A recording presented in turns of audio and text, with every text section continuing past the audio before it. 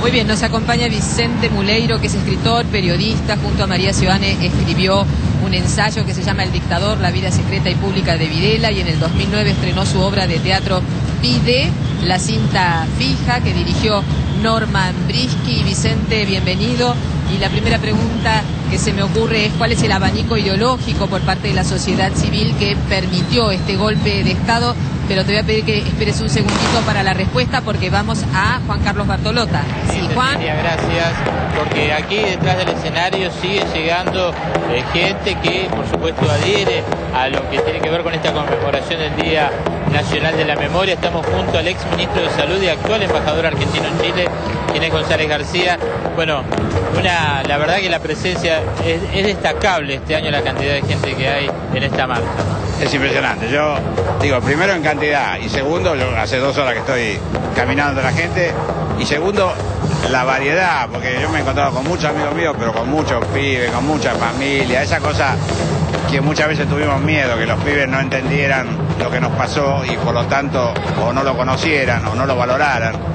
Y realmente ver a tantos chicos, tantos jóvenes, estoy lleno de alegría. La verdad, es difícil en un día asiago para los argentinos como es este, tener alegría, pero confieso que tengo alegría porque los valores que se defienden hoy están presentes, y están presentes los pibes. Ginés, esa plaza del 24 de marzo de 1976 que introdujo a la Argentina a un periodo oscuro, y esta de la alegría, del color, del recordar a los 30.000 detenidos desaparecidos, ¿a usted cómo lo encuentra? ¿Cuál es el recuerdo? No, bueno, recuerdo entre aquel día y todo lo que pasó después, y todo el periodo más negro de nuestra historia.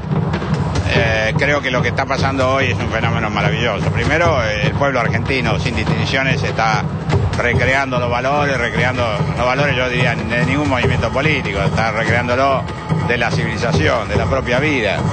Pero además lo hace, como bien dijo usted, con alegría, con idea de que esto tiene que ser lo que está haciendo una proyección hacia el futuro. Es decir, no solo es evocar un día trágico, sino centralmente recrear los valores que hacen que la Argentina vaya a donde va, y sobre todo con esta participación de los pibes y de los jóvenes, en donde verdaderamente los que a veces tuvimos dudas con respecto al compromiso de los más jóvenes o la idea de que el futuro por ahí no tenía toda esta cantidad de militantes hoy, y estos no son solo militantes políticos, son militantes sociales, militantes de la vida. Así que la verdad estoy contento y llevo 2 horas de felicidad acá adentro. Gracias, Ginés. Chao. Ginés González García, entonces embajador argentino en Chile, hablando con nosotros aquí. Decía, ya han llegado las madres de Plaza de Mayo, las abuelas, está ya el escenario lleno de luces y color y de música, porque tiene que ver con esto que es la conmemoración de aquel triste 24 de marzo de 1976, y esta particularidad que tiene esta plaza en el día de hoy, que es recordar a quienes fueron víctimas del terrorismo de Estado. Cecilia, Juan. Gracias Juan Carlos. Quedó pendiente la pregunta de Cecilia, Vicente. Así es, que tenía que ver con cuál es el abanico social que dio lugar al golpe de Estado de 1976. Bueno, el abanico social lo encontramos fundamentalmente en las clases altas, pero con apoyo de ciertos otros sectores. Para precisarlo, como abanico ideológico va del conservadurismo católico más cerrado, más relacionado con el integrismo católico, hasta cierto desarrollismo liberal que no tiene mucho lugar, que tiene algunos representantes, como Camilión en el servicio exterior, o como Güemes, pero ya como ministro de Miñones. La primera etapa es esencialmente liberal conservador en términos económicos. En términos políticos podríamos decir liberal fascista, que es una especie de contradicción, pero así son los liberales en Argentina, ¿no? Vicente, tendríamos que recordar también que ya por enero del 76 los militares aparentemente ya planeaban el golpe. Brasil y Chile tenían gobiernos militares, Perú también, y había un contexto político de violencia en el país, en donde se pensaba que los golpes militares, como del 30 en adelante, regulaban un poco el orden social en la Argentina. Mucha gente de clase media pensaba que era un golpe que iba a generar orden, en el mejor, bien intencionados, digamos. ¿Crees que es así, que la clase media de la época de alguna manera avaló el golpe sin saber la crudeza que venía después? Bueno, desde ya que hubo sectores que sí, pero pienso que lo que no corresponde son las generalizaciones, porque el movimiento de derechos humanos, que es el ariete de la resistencia política a la dictadura y no los partidos políticos, también son originados de los sectores medios de la sociedad en muchísimos casos. Entonces, por lo tanto, hacer como tabla rasa con los sectores medios creo que no va.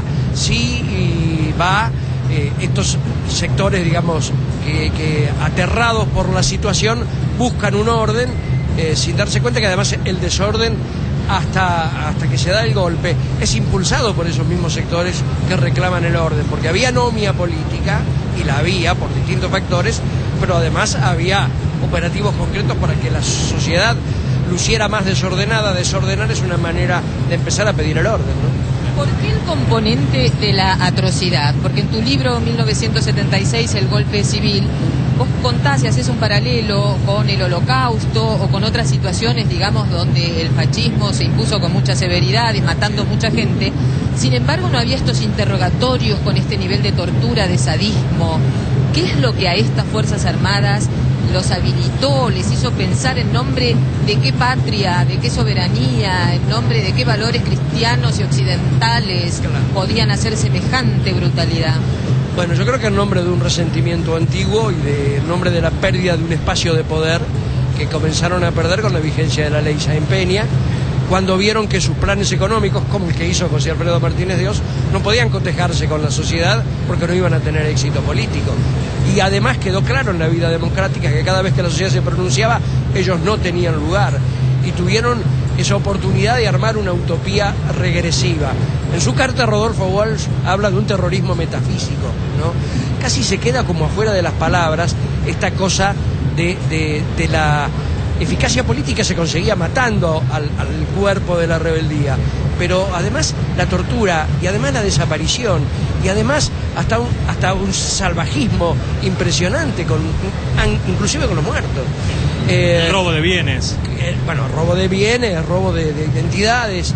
Realmente es de un nivel de terror que acerca a las definiciones clásicas del mal, ¿no? Una condensación del mal argentino que supongo que viene de las características facciosas ya del siglo XIX, carniceras, ese pensamiento oligárquico, que es lo que persiste, porque no persiste una oligarquía en términos clásicos, pero ese pensamiento oligárquico que solo ve súbditos y nunca ve ciudadanos, estuvo por excelencia en el golpe militar de 1976. Y hablando de persistencia, ¿te parece que persisten todavía grupos importantes que prefieren un régimen dictatorial a la democracia? Al principio era difícil entender los beneficios de la democracia, entender que la ley tiene que ser suprema sobre cualquier fuerza. ¿Te parece que a 35 años todavía hay grupos importantes en el país que prefieren el orden a punta de pistola a una discusión en el Congreso? Bueno, uno ve esta plaza y piensa inevitablemente que tenemos un buen amortiguador en la sociedad en este momento. Sí creo que vivimos en tensión con esos sectores retrógrados, que esa ideología continúa y que se manifiesta, por ejemplo, cuando el arzobispo y cardenal primado habla de la necesidad de concordia ante los juicios de lesa humanidad, por delitos de lesa humanidad, y habla de guerra santa cuando se trata de ampliar los derechos civiles. Ahí hay una onda expansiva del pensamiento dictatorial. El PRO se vende como nueva política y está inficionado de procesistas, como ex jueces como Federico Lián, con Santiago de Estrada, que fue secretario de Seguridad Social de toda la dictadura. En sectores empresarios, sin duda, que están rechazando la posibilidad de que esta sociedad sea más plural, negándose una nueva ley de medios. Ahí tenemos una onda expansiva de ese pensamiento autoritario que fue el núcleo de la dictadura.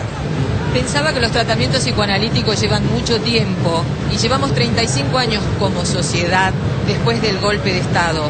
En tu libro 1976, El golpe civil, acá arrancas con una frase, citás a Vázquez Montalbán, que dice tal cual: poner nombre a lo que nos destruye nos ayuda a defendernos. Quizás estemos en esa etapa. Quizás estemos en esa etapa y en este momento en un debate público donde después de la satanización de los militares, que fue una satanización pertinente teniendo en cuenta la matanza que hicieron, eso exculpó a los civiles, que fueron mucho más que colaboracionistas, fueron proactivos con el golpe, ¿no? Y eso se está comenzando a ver ahora con la continuidad de los juicios, con la aparición de nuevos testimonios, con el caso que acabamos de ver en el informe de desapoderamientos de empresas, donde también hay crímenes de lesa humanidad.